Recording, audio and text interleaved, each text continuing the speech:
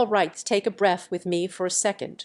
After living with the Hisense QD7 day after day, you start wondering how you ever accepted less. This screen is for the kind of person who wants scale and substance, not just size.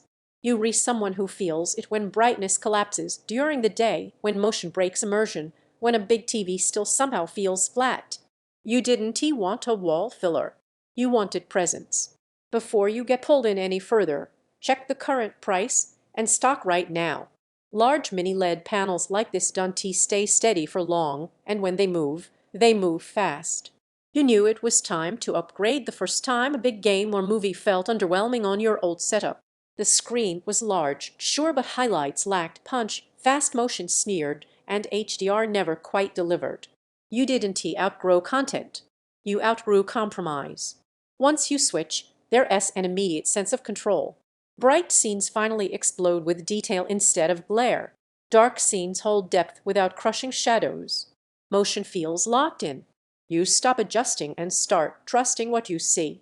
Real life is where this thing earns respect. Sports feel alive, with motion that stays clean even during chaos. Gaming feels responsive and smooth, with a sense of speed that actually keeps up with you. Movie nights finally feel cinematic, filling the room with contrast and color that pulls you forward.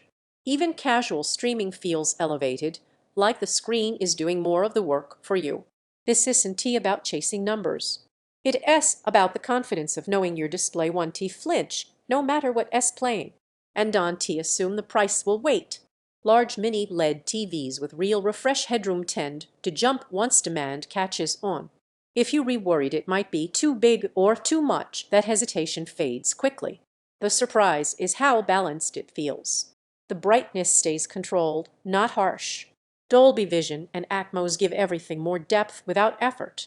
Fire TV keeps things simple and fast instead of cluttered. Owning this feels bold in the right way.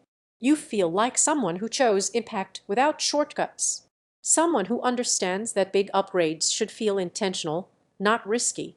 Brightness that dominates any room, motion that stays smooth and composed, gaming that feels fast, and confident contrast that adds real depth. A screen that finally feels cinematic. It needs space to shine. Built-in sound is good, not theater level. Eventually, the comparison loop burns out.